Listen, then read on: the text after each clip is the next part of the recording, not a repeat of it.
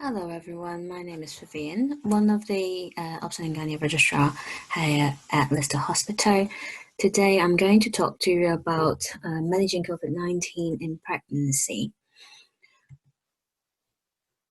So I think everyone knows that all the guidelines regarding COVID is being updated almost every week, and so it has been a little bit of a struggle to keep up to date whenever I try to upload the webinar. Something new come up, so I apologize for any delay, but this is as up to date as it is as per the 4th of June, which was the latest RCOG guidance for COVID in pregnancy. So this presentation is done with our matron, Liz Preston, for the CLU and MLU, Ms. Pamela Garrison and Ms. Leons. So the objectives for this webinar, we'll talk a bit about transmission of COVID, especially in pregnancy, the effects of COVID on pregnant women and its effect on the fetus or neonates, and how we have modified our services to accommodate for COVID and social distancing measures, what advice we're giving for pregnant women, and what the recommendations are for now for pregnant healthcare workers. So for transmission, I think we all know that it is via direct face-to-face contact, as well as indirect contact. So when someone's got COVID and spread the virus on any hard surface, and then you come and touch it, you can catch it as well. More specific to pregnancy, there are conflicting evidence about vertical transmission, so directly from mother to baby in utero. There have been 2 reports of IgM found in neonatal serums as soon as they were born, as soon as baby were born. And only 6 babies have had positive swabs within 12 hours of birth in the UKOS interim report.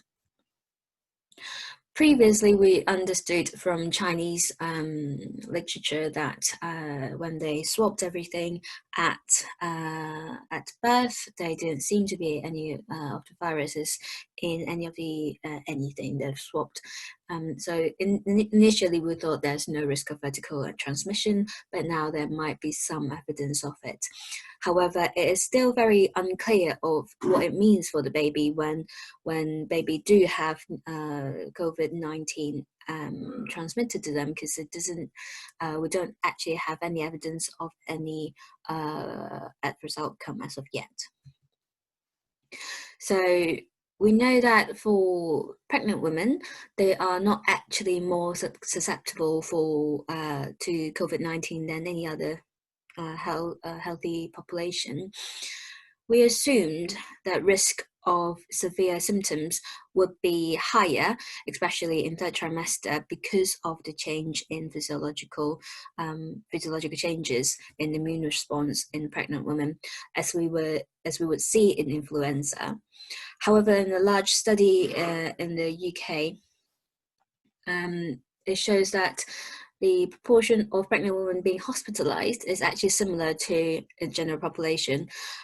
So it doesn't seem to be increased risk of mortality per se, but it is still considered that pregnant women should be in a shielded group and should be cared for as a high-risk group. So there has been a UKOS interim report reviewing 427 cases of COVID in pregnancy, almost 5 admissions per 1,000 maternities. These are women who are admitted with COVID, but they can be admitted because they are in labor. They can be admitted because they're obviously because of the COVID symptoms. So it doesn't mean that it is because of COVID they get admitted. It might just be that they were admitted for any other reason due to their pregnancy or whatever, but they are also COVID positive at that point. 9% required level 3 critical care, and less than 1 would require ECMO. 5 women died, and 1.2% that is of the cases. So it accounts to 5.6 per 100,000 maternities mortality rate. So we know that from the interim report, these are the risk factors for admission in pregnancy for COVID. So we know that BAME is a major risk, and other comorbidities, especially hypertension, is also a major risk. Obviously, diabetes is very common in pregnancy, so is asthma. So these are the main things that we have found. Age is a slightly increased risk, anyone over 35, and obesity and of being overweight. Even overweight, that is actually quite a significant thing, because BMI 25 to 29 is so common nowadays, and it is actually quite a significant raised risk. So we must not forget other effects that COVID has on pregnant women. Pregnant women are already in a hypercoagulable state, especially in the 3rd trimester, and having COVID does increase the risk of VTE. So there has to be definitely another risk assessments for VTE prophylaxis if they do have COVID. So on our antenatal notes, if anyone's looked after pregnant women before, they should always have their green antenatal notes with them, which is a green booklet. And on page 13, there is a VTE assessment with lots and lots of boxes, which we tick and count however many ticks there are. And COVID would be one of the main things that would increase the risk of that. And if they've got more than 3 ticks, we give them antenatal prophylactic thromboprophylaxis. But obviously, if there's any query at all, I would advise you to call the Obs and Gynae registrar on call to make sure that we're doing the right thing, because it's not as simple as there's a tick and therefore give them this. Psychological well-being. So a lot of women suffers from anxiety and depression already normally during pregnancy, as you can think of. It can be already quite an anxious time for them, and being self-isolated can have a big impact on their pre-existing mental health issues. We're trying very hard to still keep in touch with these women, so we're not always face-to-face, maybe more via telephone on teleconferences, but it is a major issue, as well as obviously domestic violence, and women being on furlough and not being able to work. We'll talk about who should be working, who shouldn't be working, and things like that in the very end of the presentation. But having a financial burden can obviously be very stressful for these pregnant women, who then have to think about, what about how am I going to feed my baby? Effects on fetus and neonate. So as I said, there's no data suggesting increased risk for increased risk of miscarriage, early pregnancy losses when we look at previous studies on SARS and MERS. There doesn't seem to be any evidence of teratogenicity, but numbers are small, is as far as we can see for now. Probable vertical transmission, we talked about. That significance is unknown. We don't know what the effects on the baby is actually. There doesn't seem actually to be any adverse effect, although they might have the IgM. Risk of preterm births is up to 27%, which is much higher than if you don't have COVID. Now, this half of them can be for iatrogenic reason, for maternal compromise. So if you're struggling to actually oxygen this mother, one of the ways to improve your oxygenation would be deliver baby, because that baby would have taken a lot of oxygen out of the system. So that would be one of the reason. 15% of iatrogenic preterm births would be for fetal compromise. So we do know that COVID positive patients, when they go into labor, they have a high risk of fetal compromise when looking at Chinese studies.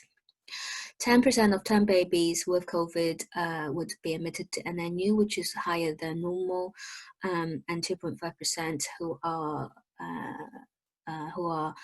born to COVID positive women have been tested positive within 12 hours of birth, and one of these babies were admitted to neonatal unit in the interim report.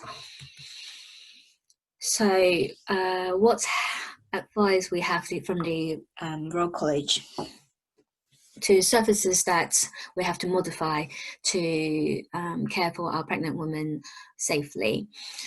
We have reduced some of our antenatal care, but overall, antenatal care is still classed as essential care, and women should be encouraged to attend if they have been asked to go to hospital for it. Many of our antenatal care has been transferred to telephone consultation and things like that, but not all. And many of the care has to be face-to-face. Is not something that we can unfortunately compromise on. So if the woman has been told to come to a hospital to attend an appointment, is probably a good reason for it. Unless the woman is symptomatic, obviously, then most things can be deferred for at least 7 days or after the start of symptoms. Or if someone else in her household is symptomatic, then appointment should be deferred to 14 days after. If the appointment is classed as essential, so we are talking about if this woman even wait for 2 days or whatever, we are looking at serious harm to baby or the woman, then we will contact her directly and arrange a specific time to her to attend a specific place to see a named person. So we know that the room is free, and the person who's going to see her and will be free and be able to make a decision there and there, so that the woman doesn't have to travel from the scanning room to the waiting room and then to the cubicle or whatever, spreading the virus around to see someone, and to make sure that that named person is a senior enough person who will be able to make a decision there and then, usually either a senior registrar or a consultant. So these are the modifications that we have done in our services. So we would have telephone consultation for or video conferencing if possible. As I said, it would not be possible if she needs a scan. So usually if she's need a scan, then she comes into hospital anyway. And if we can arrange the appointment, face-to-face consultant appointment at the same time, that would be much better, so that she doesn't need to then go home and wait for a telephone consultation. But that has been done. So sometimes they come in for a scan, and then we call them and tell them what the scan report says, and things like that. Currently, there's no visitors allowed on antenatal or postnatal ward, and there are a few exceptions to that. So if the woman doesn't speak English at all, and therefore the partner is the translator, for example, then sometimes we allow that. Or if it's a really bad time, so IUD, stillbirth and things like that, sometimes we have exceptions, but that's the general rule. And only one birthing partner in midwifery-led unit and consultant-led unit. So when they are in labor, having a baby, then they will allow one birthing partner, and that's because we know that having a birthing partner supporting you during your labor is very, very beneficial to achieving a good outcome. We are supporting outpatients induction and home births more as well.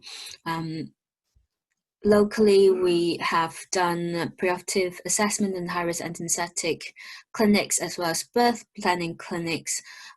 These are all switched completely to telephone consultation. So these are things that we don't need to be face-to-face. It is reasonably easy to be done over telephone.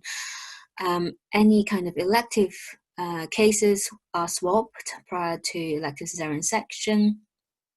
We're very proud that in the East and North Hertfordshire Trust, we have been maintaining all our maternity service running, including ultrasound scans, home births, as well as water births for non-COVID patients, obviously. But in other trusts, because of the shortage of sonographers, they haven't been able to maintain ultrasound scans as per usual, for example, and some other trusts had to stop their home births because they struggled well with support from the ambulance services, because if there's anything wrong during home birth, they need to be able to transfer from home to hospital very swiftly via ambulance. So if they can't get support from an ambulance service, they then had to suspend their home births. So these are the advice we give to women. Smoking cessation is for all, always. But obviously, if during COVID they ask you, we would stress it more.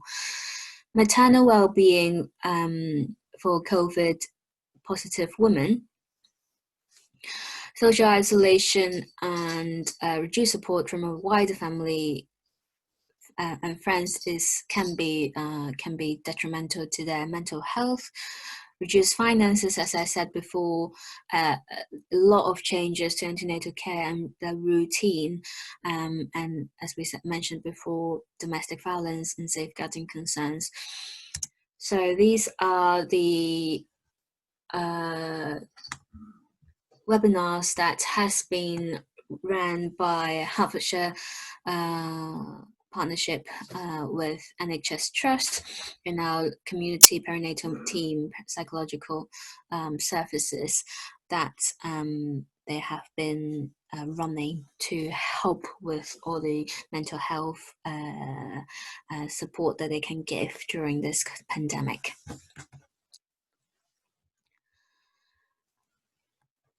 So if the woman has symptoms or they have swabbed positive and they need to come in, then we ask them to attend alone if possible at all, and come in via ambulance transport where possible.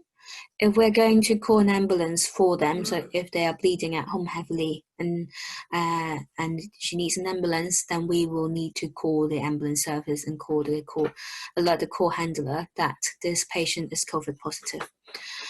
If she's coming via private transport, we'll ask her, so if she's driving, for example, then we'll ask her to call us when she arrives and stay in the car.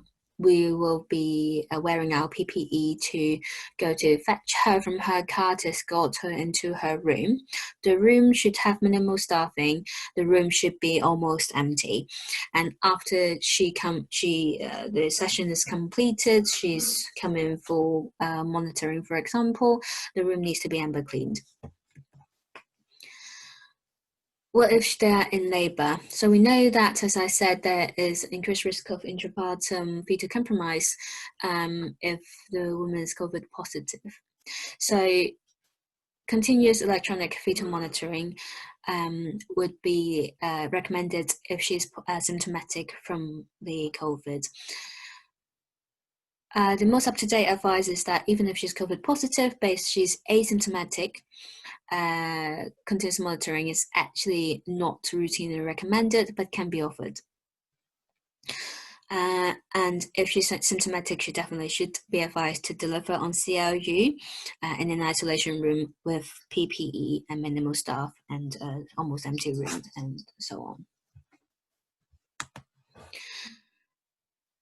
When a woman comes in labour, or whatever reason was confirmed COVID-19, then the MDT should be involved. So the consultant obstetrician, consultant anaesthetist, the midwife in charge, consultant neonatologist, and neonatal nurse in charge, and the infection control team should be informed of the admission. They don't always need to come in and see the patient themselves. But they should be informed. And I would say that if the patient is really unwell, obviously I would definitely get my consultant in. The patient should be reviewed by the most senior obstetrician attending. So if it is in the middle of the night or on the weekend, it would be the senior registrar, but most other times it will be the consultant on call. Early observations should be done as per NICE guideline for intraprenatal care, but in addition to that, there should be early oxygen saturation done, and we aim oxygen saturation for over 94%. So these are more specific to labour. So delayed cord clamping is still recommended. There's no reason why, no evidence that causes any increased risk of transfer of IgM or whatever. Baby can be cleaned and dried as normal. Mode of delivery, there is no evidence to say that she needs a cesarean section or she needs a vaginal delivery at all. But we would ask them to avoid birthing pools because there is a risk that feces can be a transmission source, and it can go into the birthing pool when you're laboring. Analgesia, so we do recommend epidural analgesia, and that is to avoid the need for a general anesthetic in emergency. This has to be discussed. It's not a blanket rule, because if it is a multi-parent woman who's had a few babies before, who is just going to have a baby and go home, then you don't necessarily have to have an epidural. It has to be a discussion and not a blanket rule, but epidural would obviously reduce the risk of needing a general if there needs to be an emergency cesarean section.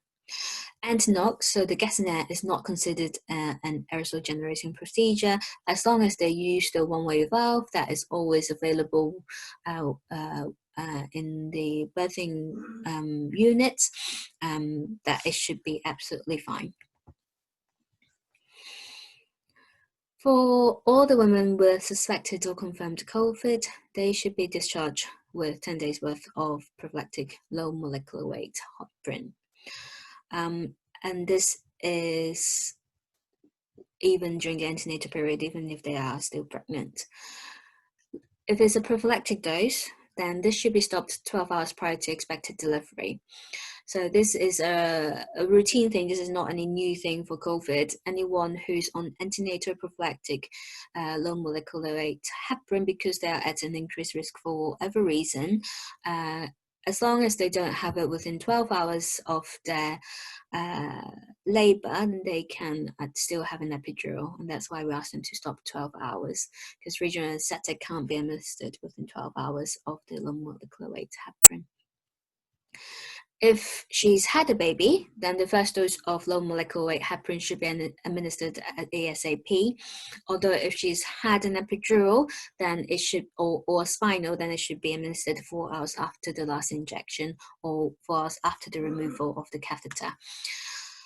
For elective section or planned induction, we would always try to individualize their plan.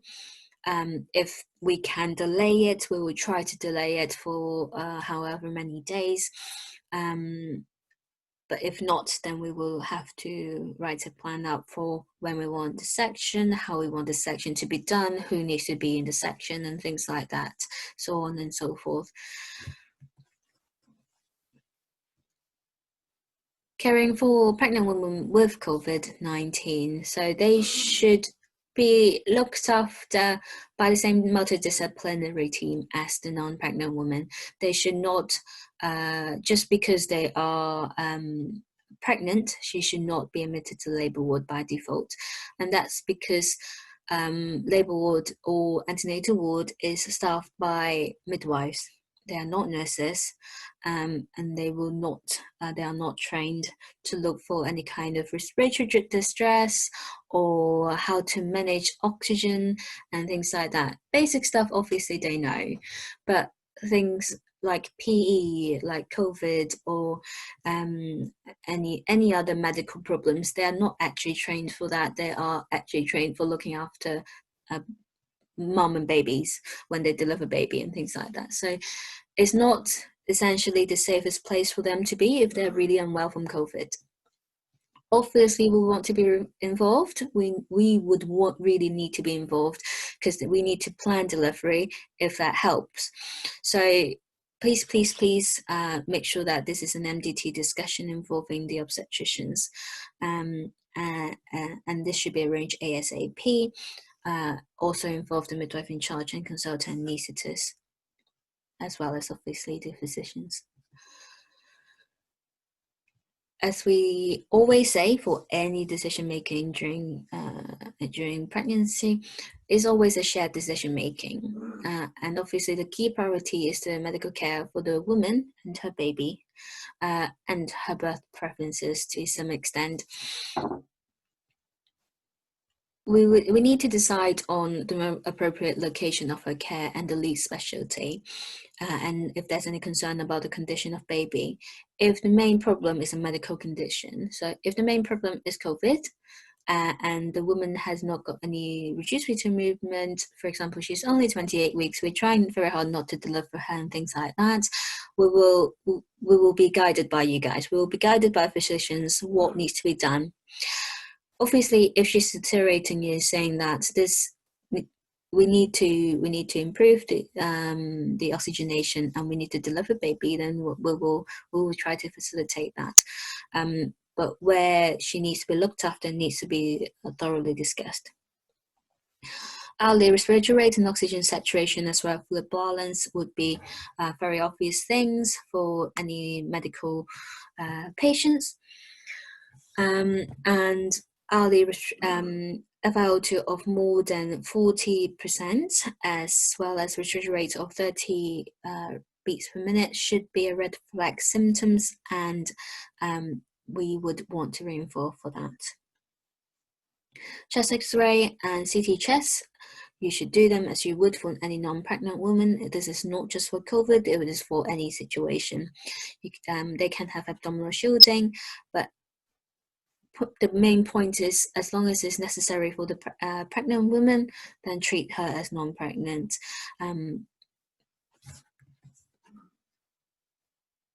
And other investigations, ECG, CTPA, echocardiogram as appropriate, and all of these are the same for non-pregnant.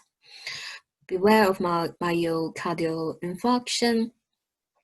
If they're spiking in temperature, treat them as sepsis. You do sepsis 6. Be a bit cautious with fluid management because pregnant women can retain their fluid quite well. So if there's what we usually do in maternity is, if there is any doubt that she might be a bit dehydrated or hypovolemic, then we try a fluid challenge of 250 or 500 ml of either saline or hot mints before we flush them out with liters and liters of fluid. So we talked about low molecular weight heparin needs to be stopped 12 hours prior to expected delivery time. If she's clinically deteriorating and you're thinking that we need to deliver, it's probably best to just hold it. So steroids. I've looked after COVID patients before, and I have given the steroids before, and I know that there is a general heightened anxiety around use of steroids on COVID patients, as well as on any septic patients really medically, but reuse it really, really frequently, and it is considered safe. So this is how it's given: 12 milligrams dexamethasone IM 12 to 24 hourly. If we are really thinking about delivering this baby soon, then it will be 12 hourly. If we have a few more days, for example, then we'll give it 24 hourly. But it'll be written up by us anyway, so you guys don't need to worry about that side of things.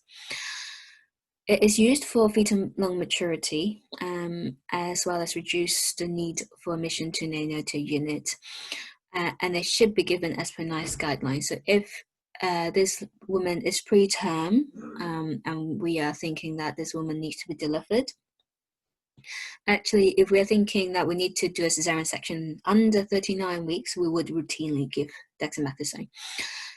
And we believe that overall it's still safe to give because it's just 2 doses, and it would massively reduce fetal lung maturity and therefore need for babies to be admitted to neonatal unit if that's what we're going to do. The more preterm the baby is, the more essential this is.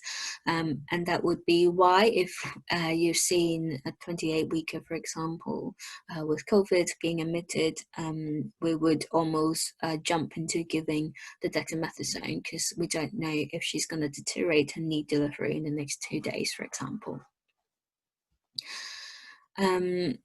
So there's been some reports of rapid deterioration following periods of improvement in COVID patients. So we should consider 12 to 48 hours ongoing observations, even if they're improving, plus safety netting. So about perioperative advice for suspected COVID or confirmed COVID. These cases, we would try to schedule them at the end of our list and use a different. So we do have 2 theatres in Leicester for obstetric. So we would use we've always used the second theatre for emergencies and theatre 1 for electives anyway. But with these cases, we would try to do at the end of the list and do an amber clean after. Usual things: minimal staff, appropriate PPEs. We only use FFP3 masks for GA cases and the usual surgical mask for all other cases with your normal gowns and things like that. So this is the current PPE. So guidelines. So the all confirmed COVID and all GA cases, then we do the second of the bottom one. So it is where your FFP3, your visor, long sleeve disposable gown and disposable gloves. For any other cases, which would be for us any theatre cases, your normal third resistant surgical mask, disposable gloves, disposable apron, and we'll still wear our gown, obviously.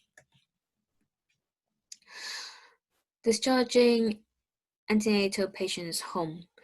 So if they are still pregnant by the end of their stay in the hospital, they need to be discharged with at least 10 days worth of prophylactic low molecular weight heparin. If she doesn't need to be admitted, then no additional test needs to be done. But for patients who have been hospitalized for confirmed COVID, she needs to be referred for an antenatal ultrasound for fetal growth surveillance 14 days, so 2 weeks after the resolution of acute illness. So when they become asymptomatic, 2 weeks after that, we scan them.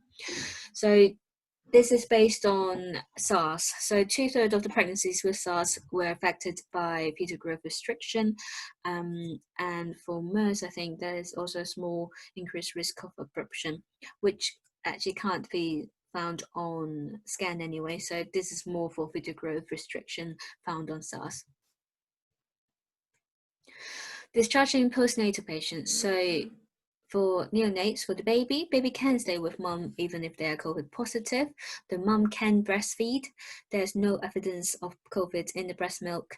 So as long as, what we try to say is, as long as you have good hand hygiene, and when you are trying to look after your baby, wear your surgical mask. So when you are feeding the breast, then try to wear a surgical mask to reduce transmission. You can still do it. There's no contraindication for it. She should have her own breast pump. So some units have shared breast pumps. So obviously don't do that for if someone's got COVID. Have your own breast pump and do your own thing. Just be sensible.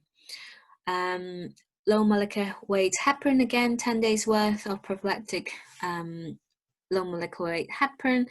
There is the Royal College of Pediatricians recommends that all families self-isolate them at home for 14 days after birth of a baby to a woman with active COVID. So unfortunately, that means that 14 more days of self-isolation if you've given birth with a baby. There is another guideline from Royal College of Pediatricians regarding looking after neonates, which I'm not going to go into. but that is something else to look into if anyone's got any interest in that. So discharging postnatal women. So we have, there are things that we would monitor for some high risk women, even if with discharge from hospital. And many things we try to not do face to face, but there are some that we can't.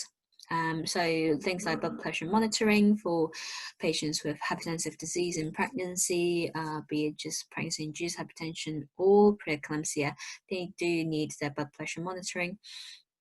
And it will be an individualized plan on how often it needs to be and things like that. And that obviously needs to be face to face.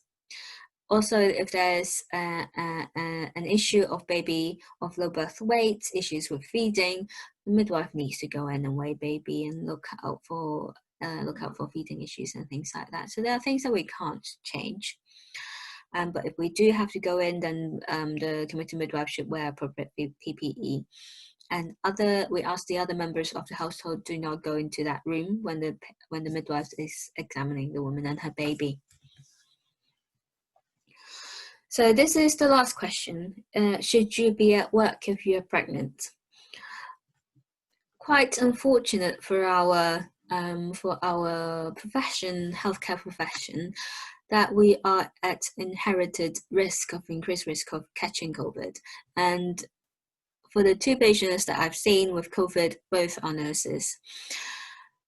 So this is very necessary to be highlighted, that every pregnant worker should have a risk assessment with their manager, and employers are required to modify working environments to limit the contact with suspected or confirmed COVID to minimize the risk of infection, and consider being deployed to other wards or other duties to reduce the risk, reduce the limited contact.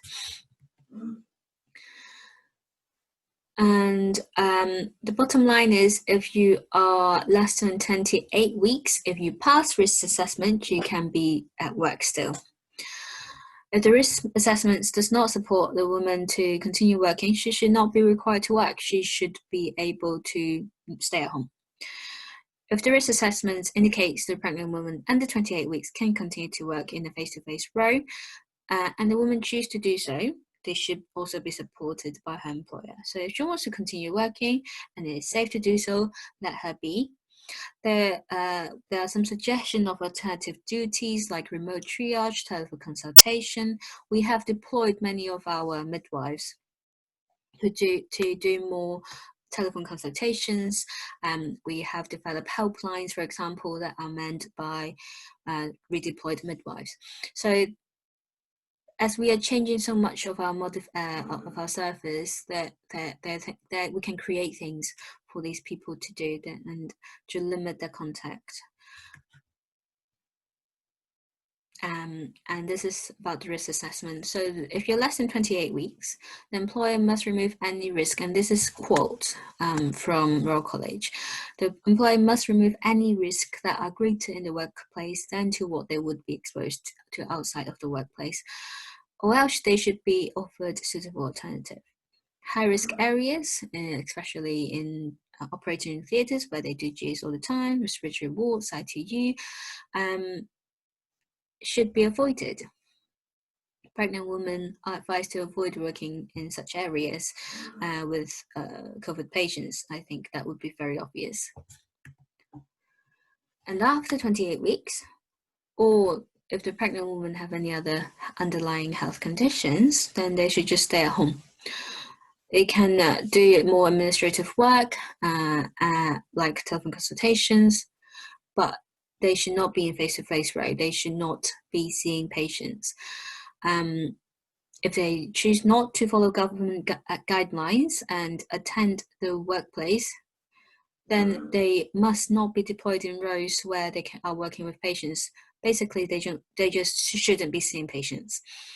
There are other things that they can do, as I said, supporting education and training needs. Some of our pregnant registrar are doing webinars and organizing webinars and helping with training when we can't actually do much training in this environment, in this pandemic. So perhaps needs to be a little bit more creative about what they can be useful for, and please, they should not be face-to-face with patients.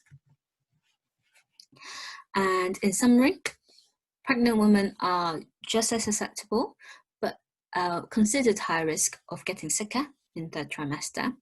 They should always be seen in an MDT, be discussed in an MDT, and do not forget about the prophylaxis. We give corticosteroids injections to help mature babies' lungs, and this is considered safe. If you're pregnant, limit face-to-face interaction with patients and stay at home if you're over 28 weeks. Stay safe, and that's it. Thank you very much, everyone. I hope you enjoyed this webinar, and I hope this is still up to date when I upload it. Thank you.